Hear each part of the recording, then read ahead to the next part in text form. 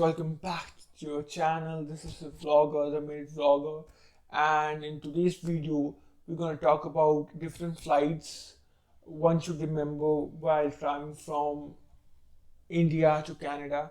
और guys, first of all, video start करने से पहले मैं आपको पॉलिसी देना चाहता हूँ क्योंकि बहुत दिनों से मैंने कोई वीडियो अपलोड नहीं करी इस चैनल पे। और थैंक यू कि आपने इतनी पेशेंटली वेट करा इस वीडियो का, और होपफुली ये वीडियो आपको बहुत पसंद आएगी क्योंकि बहुत इन्फॉर्मेटिव भी है। और इस वीडियो के थ्रू हम आपको थोड़ा स्कैम के बारे में भी बताएंगे, तो अपने पैसे भी सेव करेंगे। So let's get started.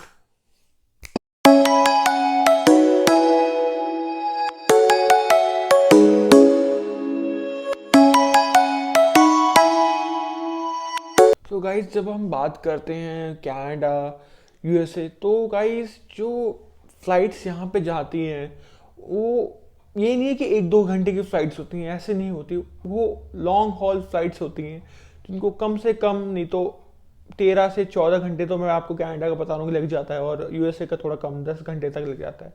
तो गाइज आपको एक फ़्लाइट में अगर 13 से 14 घंटे स्टे वगैरह में आके 18 घंटे पड़ जाता है, तो वो लगता है तो आप कौन सी फ्लाइट चूज़ करें।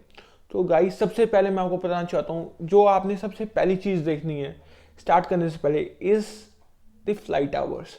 जब भी आप टिकट बुक करें तो उसके नीचे डेस्टिनेशन, पहले आपका जो जहाँ से आप चढ़ते हैं जैसे एयरपोर्ट से और जहाँ पे उतरते हैं, तो वो लिखा होता है, उसके नीचे होता है फ्लाइट आवर्स। ये जो फ्लाइट आवर्स होते हैं, इसको please keep this in your mind कि ये बहुत इंपॉर्टेंट होते हैं। क्यों? क्योंकि ये आपको बताते हैं कि आपको कितना समय लगेगा, कितना टाइम लगेगा अपने वहाँ से जाने के, अपनी डेस्टिनेशन में पहुँचने के लिए। और गाइस, कनाडा तक जाने की जो आइडल टाइम होता है वो 17-18 घंटे से ऊपर नहीं होना चाहिए। 17-18 घंटे से ऊपर हुआ तो मतलब जो आपका एक जगह का स्टे है वो कम से कम नहीं तो 3 या 4 घंटे का स्टे होगा, और उसमें आपको दिक्कत पड़ने वाली है।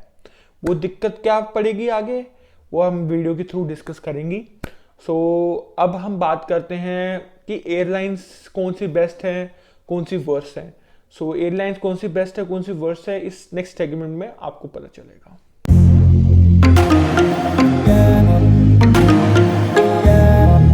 सो गाइस, यहाँ पे बात आती है बेस्ट और वर्स्ट एयरलाइंस की। तो कोई भी बंदा अगर इस बारे में बात करेगा तो आपको पैरामीटर्स बताएगा, किस बेसिस पे उसने आपको रिव्यू पता है। तो मैं भी आपको एक रिव्यू बताना चाहता हूँ, किस बेसिस पे मैं आपको रिव्यू बताऊँगा। तो गाइस, अगर फ्लाइट होती 5 to 6 आवर्स की तो मैं उसमें टाइम फैक्टर हटा देता और मैं आपको फिर सर्विसेज के बारे में बताता कि सर्विस के हिसाब से कौन सी बेस्ट एयरलाइंस है। पर यहाँ पे मेन फैक्टर है वो है टाइम, यानी air flight hours. So guys, यहाँ पे हम चूज़ करेंगे मेन फ्लाइट आवर्स और सर्विसेज के बीच में से जो हमारा बैलेंस जहाँ पे सेट मिलेगा, वो इस हिसाब से हम बेस्ट एयरलाइंस और वर्स्ट एयरलाइंस मिलाएंगे। सो गाइज, सबसे पहले मैंने सॉर्ट आउट करके रखी काफ़ी एयरलाइंस, जैसे एयर कैनेडा हो गई, लुफ्थांसा हो गई, KLM हो गई, और सदर्न चाइनीस एयरलाइंस हो गई, सिंगापुर एयरलाइंस हो गई, और एमिरेट्स कतर एयरलाइंस हो गई। तो सबसे पहले हम बात करते हैं जैसे लुफ्थांसा, KLM और एयर कैनेडा। जो ये जो फ़्लाइट्स चलती हैं, जो एयर कैनेडा और KLM की फ़्लाइट्स जो प्रीमियम जो इकोनॉमी का प्राइस होता है वो अराउंड 65 से 70 के बीच में आपको मिल जाएगा। और जो लुफ्थांसा इससे थोड़ी अच्छी फ़्लाइट्स होती हैं, थोड़ी अच्छे होता है, थोड़ा महंगा होता है, तो उसका जो प्राइस होता है वो 80,000 से लेके 90,000 के बीच में आपको मिल जाएगा। इकोनॉमी के रेट बता रहा हूँ अभी मैं, प्रीमियम इकोनॉमी की तरफ मैं नहीं गया। और जहाँ पे एमिरेट्स या कतर एयरलाइंस की बात करेंगे तो उनका जो प्राइस होता है वो 95 से लेके 1 लाख या उससे थोड़ा ऊपर 1 लाख 10 तक पहुँच जाता है। और जहाँ पे सदर्न ईस्टर्न चाइना एयरवेज या सिंगापुर एयरवेज की बात करें, सिंगापुर एयरवेज की काफ़ी अच्छी फ़्लाइट्स होती हैं सर्विसेज के मामले में, पर वहाँ पे दिक्कत होती है हमारी लॉन्ग आवर फ्लाइट्स, जो हमारा ले ओवर टाइम होता है, मतलब एक प्लेन चेंज करने के बाद दूसरा प्लेन हमारे पास आता है, उसका जो टाइम होता है वो बहुत बड़ा टाइम होता है, बहुत ज़्यादा टाइम होता है। तो गाइस, मैंने अगर आप टिकट की बात करें तो सबसे सस्ती आपको टिकट मिल जाएगी ईस्टर्न चाइनीज एयरलाइंस में। बहुत सस्ती टिकट्स मिलती हैं वहाँ पे, पर दिक्कत ये है कि वो बहुत सर्विस में भी ज़ीरो है और लॉन्ग आवर फ्लाइट्स में भी ज़ीरो ही है। सो गाइस, जहाँ तक बात करें ईस्टर्न चाइना एयरलाइंस की, तो सबसे सस्ती टिकट है उसकी, टिकट उसकी 50,000 की है। जहाँ पे अगर मैं भी जा रहा हूँ, मैं भी इस मंथ में कनाडा जा रहा हूँ एडमिंटन, तो मैं भी देख रहा था, चेक कर रहा था, उसकी टिकट 50,000 की है सिर्फ इकोनॉमी की। और जहाँ तक बात करें अपनी इसकी एयर कनाडा KLM, तो वो 60-70 की है। लुफ्थांसा की 85 और एमिरेट्स की 1 लाख तक पहुंच जाती है।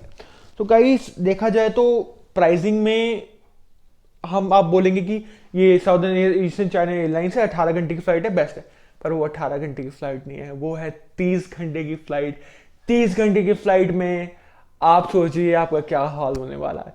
ये जो फ्लाइट आपको 18 घंटे के बीच में पहुंचा सकती है, वो फ्लाइट आपको 30 घंटा कुछ मिनट में पहुंचाएगी। तो guys, south eastern Chinese airlines को बिल्कुल क्रॉस मार दीजिए, आपको नहीं लेना है ये। अब बात करते हैं सिंगापुर एयरलाइंस की। सिंगापुर एयरलाइंस बहुत अच्छी सर्विसेज है, पर उसका ले ओवर टाइम बिल्कुल गलत है। तो ये सिंगापुर एयरलाइंस का ले ओवर टाइम 22 घंटे, टोटल फ्लाइट टाइम 22 घंटे 25 घंटे का होता है। तो प्लीज़ सिंगापुर एयरलाइंस भी मत चूज करिए। तो हम फर्दर आगे करते हैं। तो गाइस, जहाँ तक एमिरेट्स की बात करें, तो एमिरेट्स मेरी ड्रीम एयरलाइंस थी कि मैं सोच रहा था कि अगर पहले बार मैं इंटरनेशनल ट्रिप मारूं तो मैं एमिरेट्स के थ्रू ही मारूं, पर वहाँ पे एक गलती थी। एमिरेट्स वाया अमेरिका जा रही थी और उसमें चाहिए था हमें ट्रांजिट वीज़ा। ट्रांजिट वीज़ा वो वीज़ा होता है जो हमें एक सपोज यूएसए ने वो इशू करना, यूएसए की एम्बेसी ने वो इशू करना था कि ताकि आपको उसमें जाना। तो मैं इस चीज़ के हसल में नहीं पढ़ना चाहता था, इसलिए मैंने एमिरेट्स को का आइडिया ड्रॉप कर दिया। पर अगर आपके पास पैसे हैं, अगर आप आराम से मतलब ट्रैवल लैविशली ट्रैवल करना चाहते हैं इन इकोनॉमिक क्लास, तो मैं आपको सजेस्ट करता हूँ कि गो फॉर एमिरेट्स। और जहाँ तक बात करें, अब हमारे 3 मेजर एयरलाइंस बच गई हैं, वो हैं KLM, एयर कनाडा और लुफ्थांसा।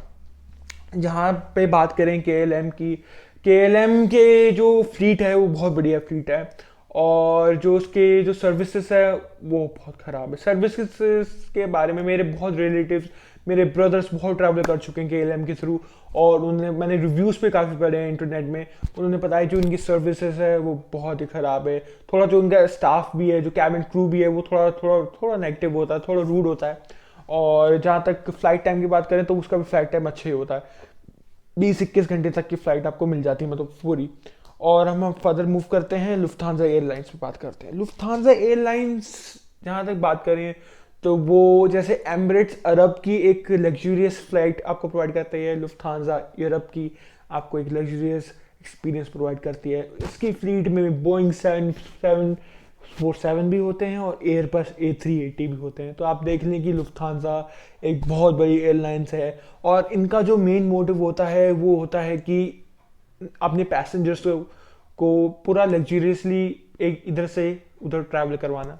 और जहाँ तक बात करूँ मैं इकोनॉमी क्लास की, तो मैं इसका इकोनॉमी भी देख रहा था, मेरे को भी 85 के अराउंड पड़ रही थी। और क्योंकि ये क्रिसमस का मौसम वो चल रहा है महीना, और न्यू ईयर का महीना चल रहा है, तो दिसंबर में तो बहुत महंगी फ़्लाइट्स मिल रही हैं आपको, ऑफ सीजन थोड़ा सस्ती भी मिल जाएंगी।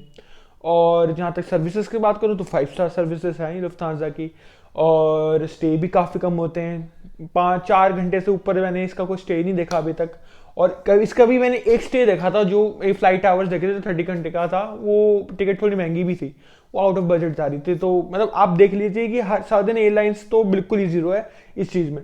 और जहाँ तक इसकी बात करें लुफ्थांसा की, हम आगे बात करें, तो मेरी तरफ से अगर आप जाने की सोच रहे हैं तो मैं तो फुल गो दूंगा इसको। और लास्ट में हम जिस चीज़ की बात कर रहे हैं वो है एयर कनाडा की। सो गाइस, मैंने इसको लास्ट में इसलिए किया क्योंकि अब आप बोलेंगे कि इसने अपनी एयरलाइन चूज़ करी इसलिए, क्योंकि मैंने भी इस एयरलाइन से जाने का फैसला किया है। और गाइस जहाँ तक मैंने बात करूँ तो मैंने बहुत रिसर्च करी है, बहुत ज़्यादा रिसर्च करी है इस एयरलाइंस के ऊपर, कौन सी फ्लीट है, कौन से जहाज़ में जो मैं जा रहा हूँ, कौन से मतलब क्या स्टे है, कहाँ क्या है। तो मेरी जो फ़्लाइट है वो दिल्ली से वैंकूवर की डायरेक्ट फ़्लाइट है, और वहाँ से एडमिंटन की 1 घंटे की, 1 घंटा 50 मिनट की फ़्लाइट है। तो गाइस जो मेरा ले ओवर टाइम है वो सिर्फ 2 घंटे का ले ओवर टाइम है। टोटल फ्लाइट टाइम है मेरा 18 घंटे का फ्लाइट टाइम है। सो गाइस आपने सोचा होगा कि इसको कितने की टिकट पड़ी। जो मेरी टिकट है वो मुझे 98,000 रुपीज़ की पड़ी, पर वो प्रीमियम इकनॉमी थी। यस गाइस, जहाँ पे प्रीमियम इकनॉमी का प्राइस आपने देखा होगा 1.5 लाख 1,20,000 की पड़ रही है, वहाँ पे मुझे 99,000 की प्रीमियम इकनॉमी पड़ी। और अगर आप जानना चाहते हैं कि मैंने ये कैसे करा, कहाँ से करवाई है, क्या है, क्यों है, तो please do watch this video till and.